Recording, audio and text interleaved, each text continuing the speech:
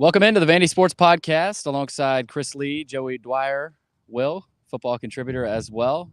We're all accounted for after Vanderbilt's 34-27 overtime win over Virginia Tech. We've got full reaction. If you guys want to hop in and comment, ask some questions, we'll take some of those as well. But to begin, before any of the reaction, I'm going to kick it over to Chris for all of our sponsor reads. Chris? Yeah, big thanks to the sponsors who have stuck with us. It has been a rough couple of years, and I think today has provided some maybe a little bit of daylight, and we thank the sponsors who have stuck by us in that. The Wash House, they present our basketball season. That's also our presenting sponsor for part of this podcast. Use Writing Laundry Day. Is it stealing time for the things you truly enjoy? Let the laundry professionals at the Wash House take care of that for you with 2 convenient locations in the greater Nashville area. Just drop off your dirty laundry, and all of their professional attendants will give you back the one thing you can never have enough of, your time. Within 24 hours, pick up your nicely folded, fresh, and clean laundry ready to be put away. Check out washhouseclean.com. Stop in today. See my good friend Stephen Andrews, big Vandy fan. Get your time back. Also presented by the Murfreesboro Pure Milk Company, which sponsors our baseball season. Still looking for a football season sponsor, by the way, if you're interested. They are a family-owned milk and ice cream distribution company located in Murfreesboro. Partnership began over 50 years ago with Purity Dairies to provide milk and ice cream to consumers in Middle Tennessee. They now serve Southern Kentucky, Northern Alabama, Chattanooga, North Georgia. Today, they supply grocery stores, convenience stores, and others with Purity products, as well as Mayfield, Nestle, and Haagen-Dazs ice cream. For more information, visit their website at mpmci.com. We'll have some more reads later, but yeah, those are the big 2 off the top, so thanks to those guys, and I'll turn it back over to you for a minute. Thanks, Chris. Obviously, Joey, we'll start with you. Pretty unbelievable.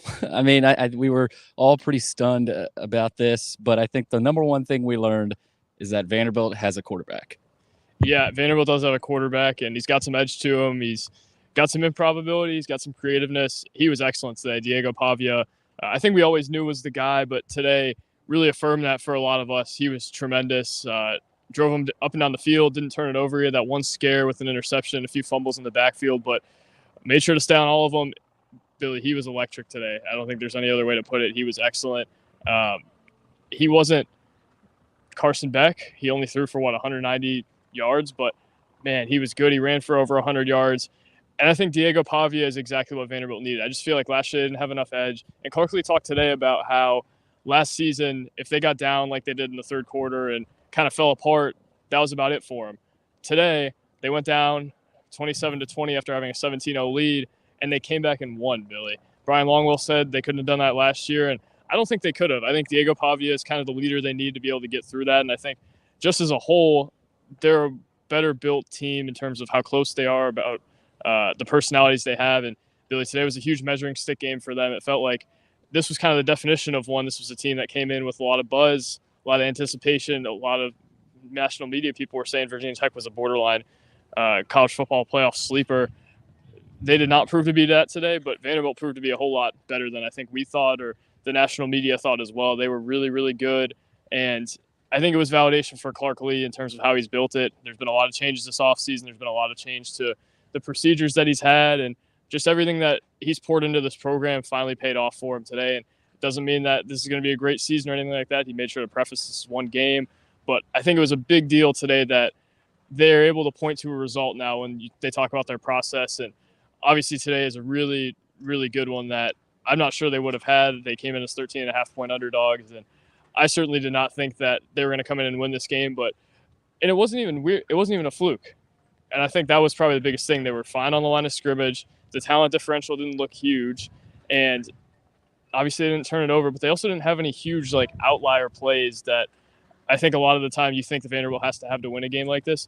They were just a better team for a lot of the game. Virginia Tech wasn't super sharp for a lot of the game, especially early. Vanderbilt was the better team, though, and I think that's a huge thing. It's a huge note and not something we expected going into the day. No, and I think the next step for this team, Joey, and again, we'll get Chris and Will's thoughts in here, and we'll get some comments and questions, but the next step is for today not to be unbelievable, right? It should be believable. I think this obviously is a great first step. This is as important of a win as I can remember for any Vanderbilt football team in a long time. I mean, obviously, you go back a couple years ago to that Florida win here at home, and of course Kentucky as well. Clark Lee's first SEC win will always be memorable, but I just think because of last year, today was so important, and I think you could tell that from the way the players played and the coaches coached, and how different this team looks. And sorry, we're actually gonna make one adjustment here. There we go. Just the way they played, they looked totally different from last year. I mean, there were so many countless situations where a play was there to be made, and they made the play. They went out there and made the play. And Diego Pavia is the story. I mean, he's going viral right now for a quote that somebody at Virginia Tech, whether it was a staffer or a podcaster, whoever, somebody associated with Virginia Tech's team called him a poor man's Trace McSorley. And he flat out told that to us. He said the exact quote was, as I pull it up, "When you stop me, then you can talk." I mean, Vanderbilt hasn't had a player like that under Clark Lee, and I think that's what they've needed. They have needed a guy like Diego Pavia. They've needed a coach like Jerry Kill, and really everyone involved. I thought it shined through today. Whether it's Chris Klinakis and the offensive line played their tails off. I mean, they look totally different. Another position group that looked totally different from last year. And I think what's most interesting about today is that a lot of people, especially me, are coming away from today going, I'm not too worried about this offense under Diego Pavia. I mean, he came up time and time again, clutch, to win this game in overtime.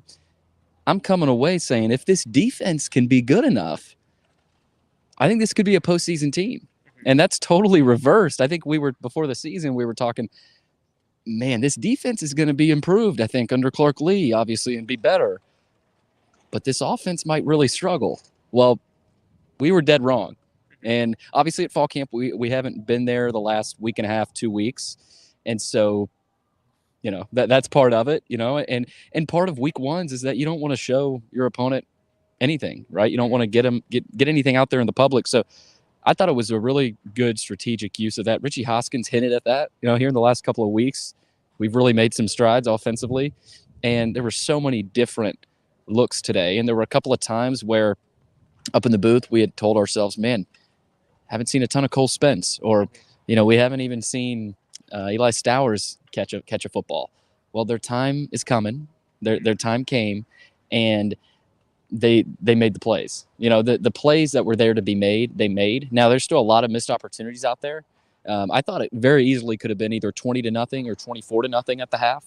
If Derrick Wright catches the interception, as well as C.J. Taylor had an interception opportunity as well. So I think that's what's also impressive about this. There were opportunities out there to increase the score, to add on to your lead. And don't forget, Vanderbilt was up 17-0. I mean, 17-3 at the half. Virginia Tech claws back. Credit to him. Kyron Drones played extremely well in that third quarter, most of that third quarter, and even in the fourth quarter. And he looked totally different. And then he gets a cramp. And I thought that was maybe not huge. There wasn't a ton of time left, but in overtime, he wasn't out there really. He was out there for a play or two, I think. And Colin Schlee, UCLA transfer, had to go out there. So I thought that's something that you can't forget about. But all in all, and we're going to get to Chris here in a second, Clark Lee said, I don't think it would have been scripted any other way for this program. And, he was emotional. I mean, this place means a lot to him. City of Nashville means a lot to him. And they're going to celebrate it tonight. They'll have fun as they deserve. But he also mentioned you got to get back on track to Alcorn State. And, that complacency feeling I don't think will exist like it might have used to, in 2022, where you get those two SEC wins, but you come out against Tennessee and lose 56-0. I'll be interested. How does this team bounce back from this? But Chris, all in all, there were a couple of times in the press box where we look at each other pretty wide-eyed, just, asking ourselves what's going on, just because of how different it looked and felt from last year. But with that, I'll turn it over to Chris. Yeah. Can you guys hear me?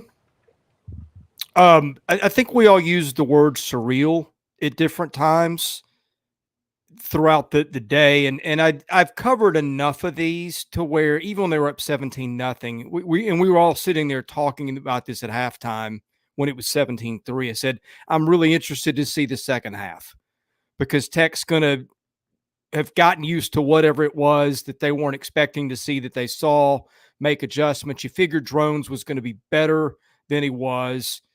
And yeah, that's kind of how the second half played out. But they were up, they were playing so well. And when they were playing so well at the same time, you were going, it's not like they're catching a ton of breaks. I thought they got a bad or questionable penalty called against them once or twice. I mean, they dropped 2 interceptions. One of them hit Derrick right in the hands. One of them hit CJ Taylor right in the hands. I think if they get those, there's a chance they can go up 24-0.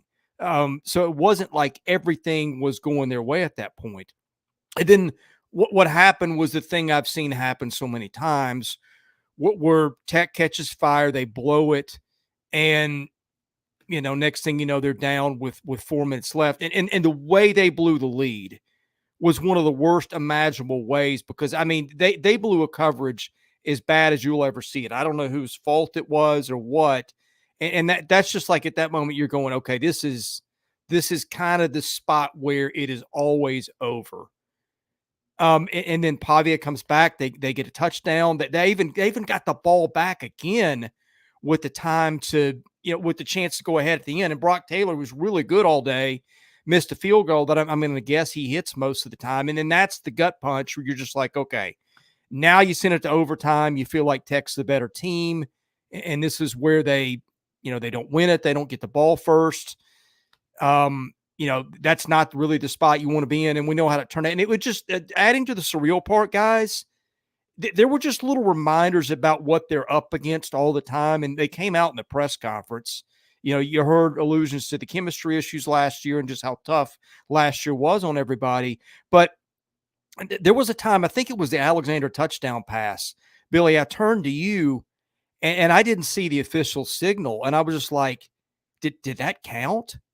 Or maybe another play where it felt like maybe somebody was out of bounds, or I wasn't sure.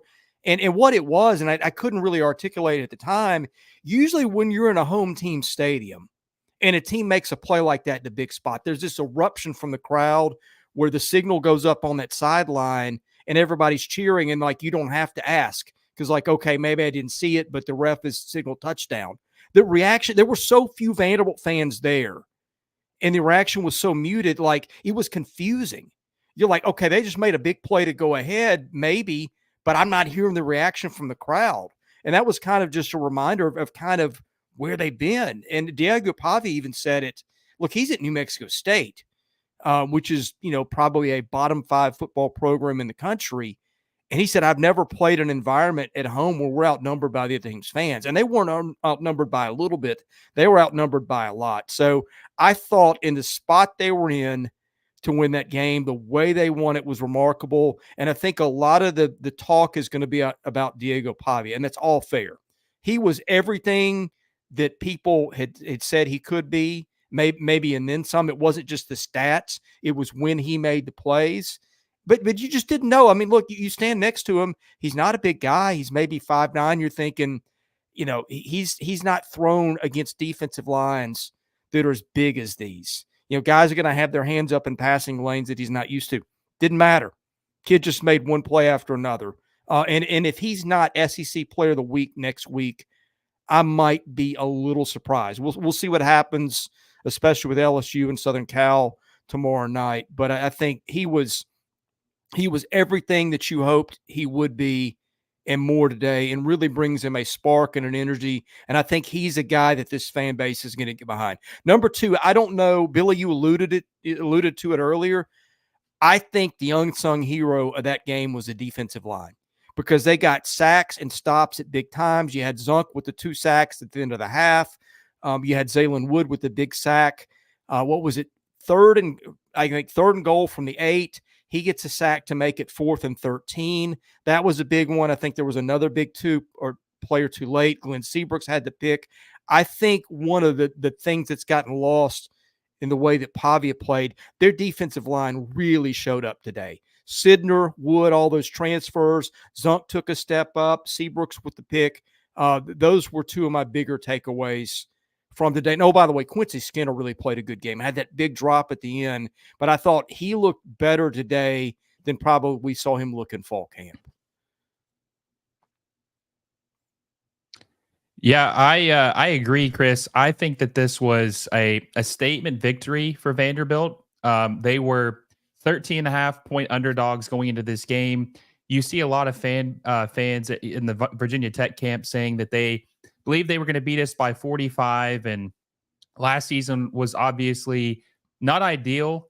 And they made a plethora of changes from the coaching staff to the players. And Diego Pavia, obviously the talk of the game. I believe that Pavia is a true game wrecker. I believe that he's one of these guys, whether, there was a little bit of concern about him in practice or whatever it may be, but when he's on the field, he's playing to win, and he's going to lay his body on the line to make sure that his team has a chance. And that's what we saw today. I believed even when, the game had swung towards, or the momentum to Virginia Tech, that we were still in the game and had a chance, because Pavia just brings this calmness, this coolness about, hey, we got this, right? That's like sense I get from him.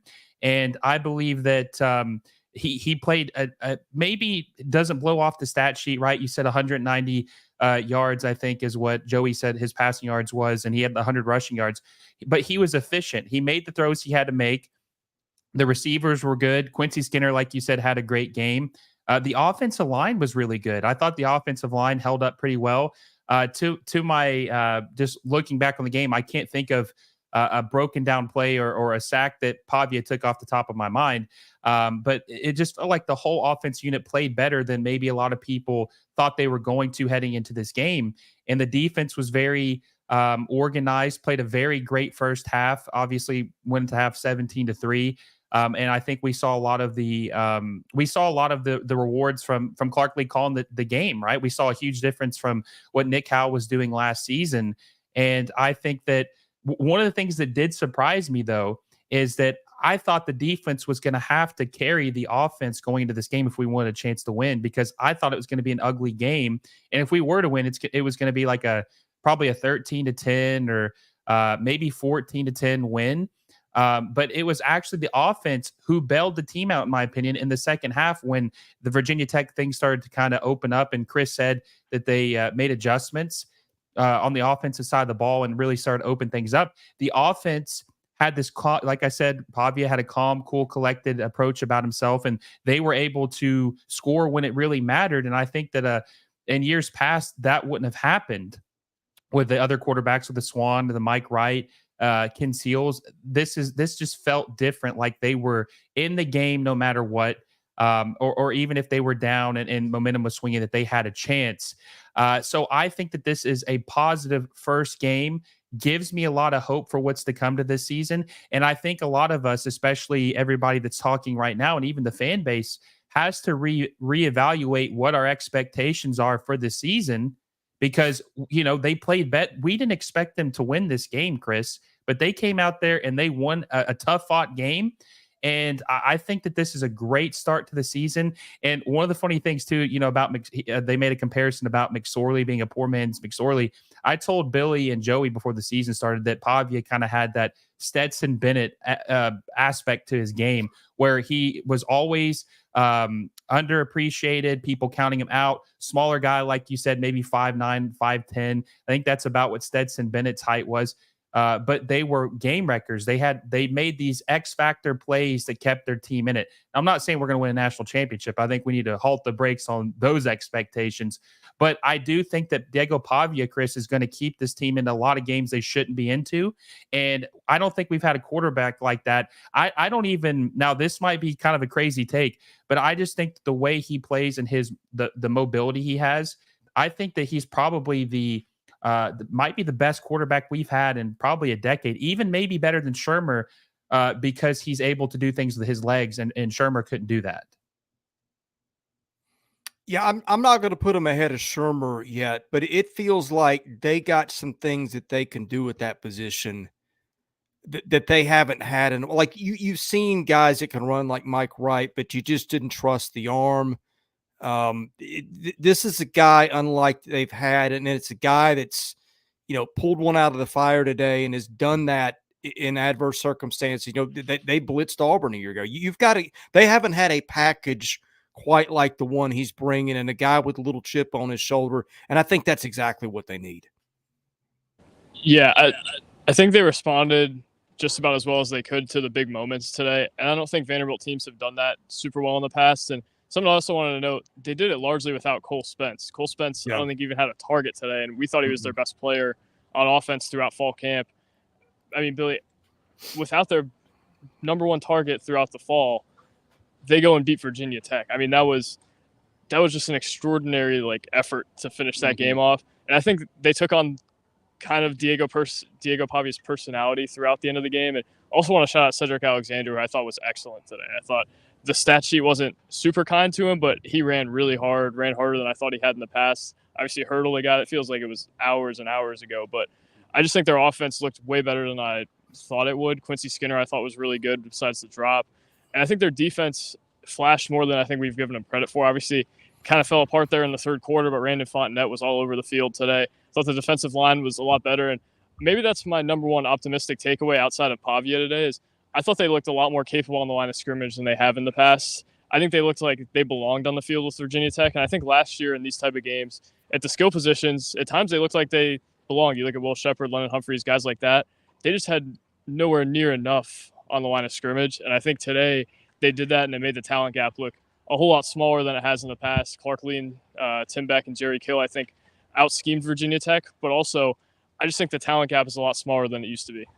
Yeah, the trenches was a theme all offseason, Chris. Well, I mean, that's always a big thing we talked about, and I think right away, that first offensive drive, we looked at each other and said, okay, this push is legit. And we had seen that in fall camp. I think both scrimmages and throughout practices, we knew that, okay, they'll be better in those short yardage situations. I mean, this offensive line proved to look better in camp and throughout practice, but we still wanted to have them come out here and do it and execute. No complaints about the offensive line at all today, at all. And that was a rare occurrence last year. And all of a sudden, Stephen Lasoya, I will say maybe a few high snaps, if anything, and Pavia obviously had some trouble with a couple of handoffs, but always fell on it. That's something too that we got to remember. But the offensive line, guys, I don't think we can forget about that either. Kevo Wesley and Xavier Castillo. Also a little bit of Stephen Hubbard as well today, but we knew what Hansen and Mitchell, I think, were going to give us. Those are two pretty good players on the outside.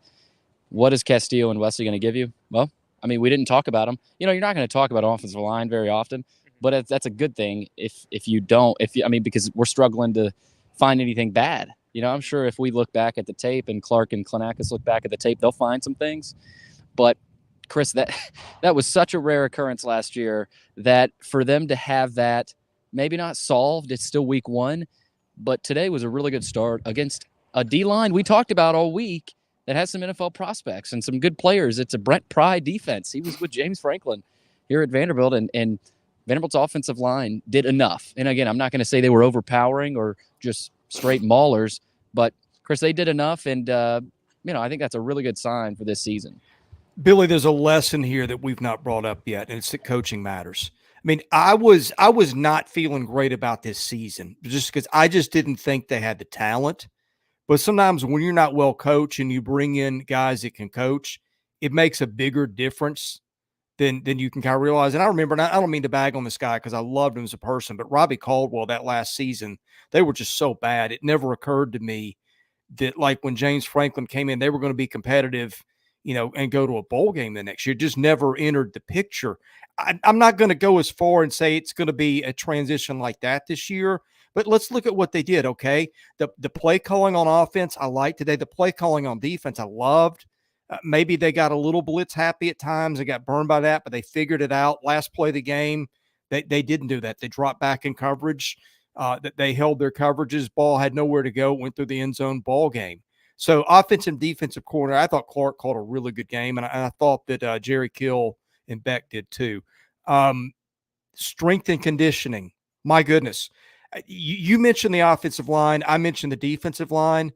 Guys, the holes that got blown through them last year and the holes that they couldn't open. It was a different game today. So I think you got to give a lot of props there. I think you got to give a lot of props to Chris Klenikis for his role with the offensive line. We had a lot of doubts about how that was going to come together in fall camp. So I think that's number one. And guys, back to the defensive line, the tackle sheet looked today a lot more like you wanted it to look. They didn't have all their safeties leading them in tackles. Taylor was third with 7, but Patterson had 10 stops. Longwell had 9. Those two guys led the team. And then Zaylen Wood was 4th with 7 stops. Capers, who I thought played a pretty good game too, had 6 stops. He was their 5th leading tackler, followed by Fontenette, which we all thought he'd have a good game. And then Linus Zunk had a couple of snacks. Demarion Thomas was next. I just feel like there were a lot of things as you go back and reflect and look at it. I don't know. I still think they got an uphill climb to go to a bowl.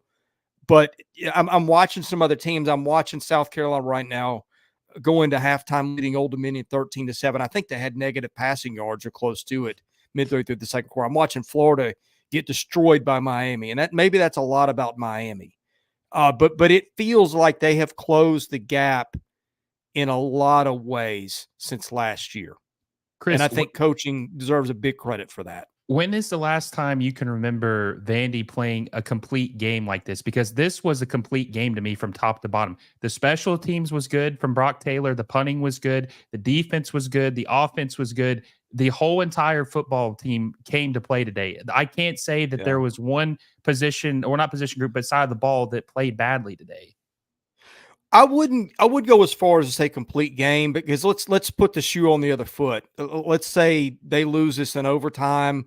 We're talking about they missed a field goal. We're talking about that blown coverage. I mean, and Clark Lee brought it up several times in the press conference.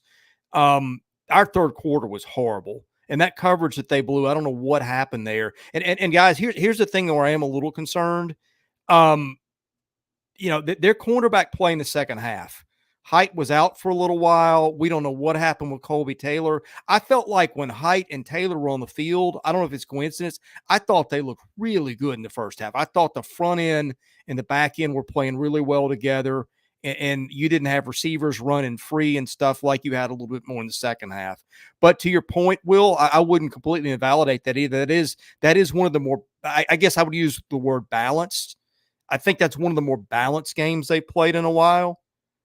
And yeah, I mean, gosh, the last time we saw this,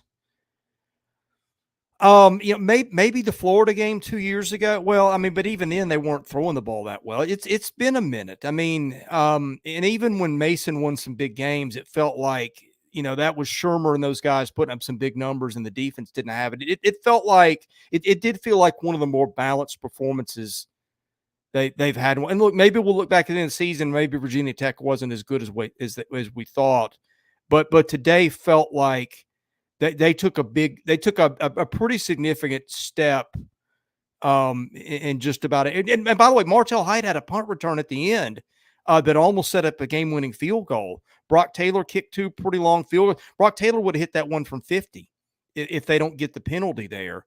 It did feel like they were, they took some strides in all areas. Yeah. Sorry, guys, playing around with this audio here. Chris, you made me think about something. At a point in this game, I think it was third quarter, I look at Joey and I go, it just doesn't feel very good. It doesn't feel like Vanderbilt is going to win this game. And it even started to feel slightly like Georgia last year, where, you were in it. You felt like you were in it, but it's Georgia. And, I kind of got that feeling back. It's Virginia Tech. They're a playoff contender. Kyron Drones is legit. He's playing well now. But you kept seeing Diego Pavia run back out there. And I think every time you saw him run back out there, there's an ease that he gives the entire team. I think just seeing him out there time and time again, like you said, Chris, and it was honestly nothing like, did Pavia do something special today? Yeah. But was there one play that you look back at and you go, man, that's one of the best plays a quarterback I've ever seen from a quarterback? It's not like you can't do it again. Right. It's businesslike. And, he keeps punching you, and he keeps punching and punching and punching you. And as a defense, that gets annoying, and this is a really good Virginia Tech defense. And so, Chris, you made me think of that's almost mentally, mentally the shift has been made. And even in the Franklin days, Chris, like, I don't know, they had some mental toughness, obviously, but Yeah. I think this is a new level that we're seeing and the beginning of Vanderbilt stepping into their own as a program. And again, I could be ahead of my skis there, but their mental toughness today to not give in and quit like we all thought they did last year late in the season. There was no quit today. And I think Diego Pavia is also a big reason for that. But they've got some leaders. They got some guys, some third-year guys that have been in this program and have put in their time, like you said, Joey. So the validation, I like that with the validation that was had today, I think could be felt. So, Chris, I thought that was a good point you made. And that there were times in this game where even you probably thought, Chris, that it just doesn't feel right. But Pavia kept doing it, and it was just businesslike. I can't even remember what was the best play he made today, Joey. I mean, maybe the throw to Skinner in the end zone. Yeah, that one, and then the one early where Skinner made that diving catch. He was opportunistic.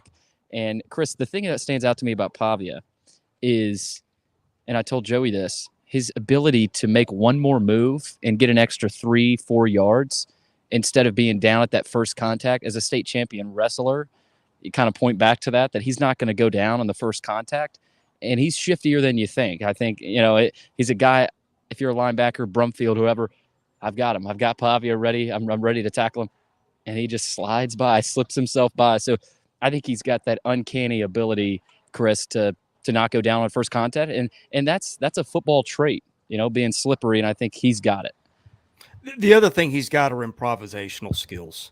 I mean, how many? And there's going to be a time it's going to cost him, and it almost did on that drive in the second half where they're going down, and he decides to make a late pitch to Newberry, and it goes out of bounds. And they actually caught a break there because it went forward and went out of bounds at the 8-yard line, and that could have been a fumble that went the other way. But the other one was the play to Alexander. Then they reviewed it and were like, was that a lateral? And it clearly wasn't on review. But that's just he can do things that I think other guys don't. His mind goes in a lot of different directions, and he will throw things at you that you don't see coming from other guys. And I think, to me, that's the trait that and the mental toughness, I think, that make him that kind of are the special things about him. I think the other thing I'd say, and you heard this alluded to several times in the press. Nobody came out and said it.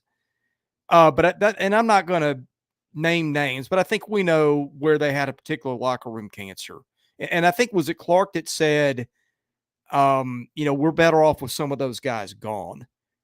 He just came out and said it, and you heard other guys kind of, I don't know if they alluded to it. I have to go back and listen to it, but we were all thinking a lot of the same things when we were sitting there watching it. And they talked about, I think it was Pavia, I don't remember who it was, maybe it's Longwell, talked about how, hey, when these guys came in, they balled in, they did what were the things they were supposed to do. Again, I don't want to get out over my skis over the season. It's one win. They got a long way to go. They got a lot of tough games to play. They're going to be underdogs a lot of times. But it did feel like that chemistry element was a thing that they sort of volunteered, is a thing that, hey, if you wonder why it's different this year to last year, there's a good starting point. Yeah, I go back to the chemistry thing, and I look at a guy like Diego Pavia and a guy like Brian Longwell. Those are guys that want to be here and take pride in being here and being leaders of this team and being a part of this program specifically. And I think last year they were missing that in a lot of ways. And I think today, if they weren't already bought into this, and if the fan base wasn't already, at least a little bit enthused, I think Vanderbilt today made this something that people want to be a part of, or at least are proud to be around and support. And I think that goes a long way at this point, because the last few years, the only reason you would want to get in is because you believe in Clark Lea's philosophy, not because you're seeing results or anything along those lines. Now they've got something to get people in, hook people in. And I'm interested to see what the attendance does next week, because I think it might be half empty, like it would have been if Virginia Tech wasn't here today. But also, I think there's a little bit more buzz about this team. You start seeing a little more interaction on these tweets this week, a little more interaction on the stories. I just think that there's a little bit more buzz around the program and a little bit more reason to buy in. There's more people who want to be involved with this thing now than there were in the fall. I think there was kind of a lack of buzz. There's a reason to come out here. Yeah, there's a reason to come out here just to maybe not to see them win, but just say, man, they've got a chance. Let's see what they can do. Let's see what this Pavia guy's about. And I think Diego Pavia is larger than just his numbers and larger than all those things. Kind of as Chris alluded to, the special things about him are makeup-wise and just the way he talks, the way he kind of commands the room. And I think Vanderbilt needed that badly just to get people back on board. And I think they needed somebody like Diego Pavia to kind of be an example for them of somebody who wants to be a part of this and takes pride in being part of this. And I'm not sure they had that recently. Yeah, and initially when it was announced that he was coming over here, I don't know that there's ever been a player quite like Diego Pavia at Vanderbilt, just purely personality-wise and background-wise. And, you just don't see that every day at Vanderbilt. So I think that's another sign from the administration that they'll do their part. And Clark mentioned that he thanked Deermeyer, he thanked Candace Lee, got emotional a couple of times there early.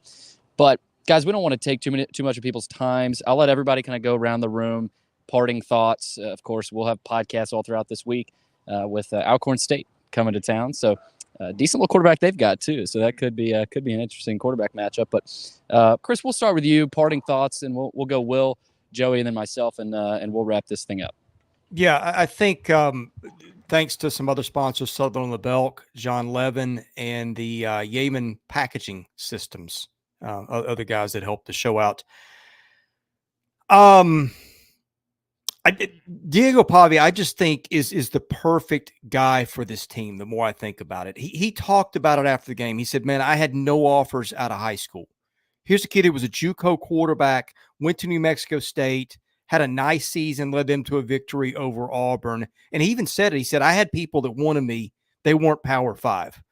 Hats off to that kid for making of his situation what he has made." And I think that's a guy that if it ends up being a good season, that's the guy that I think that the fans need somebody to fall in love with. Maybe he's the guy. Maybe at the end of the season they're 3-9 and none of it mattered. But that stood out to me.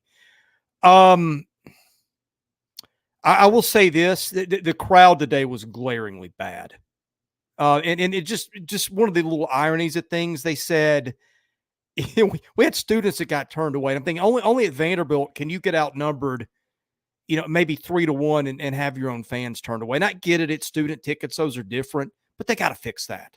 They have to fix that. The marketing department, I would hope that those guys are working overtime all week, getting tickets to schools. I know Alcorn State is not going to be a big draw. I get it. It's not going to excite a lot of people.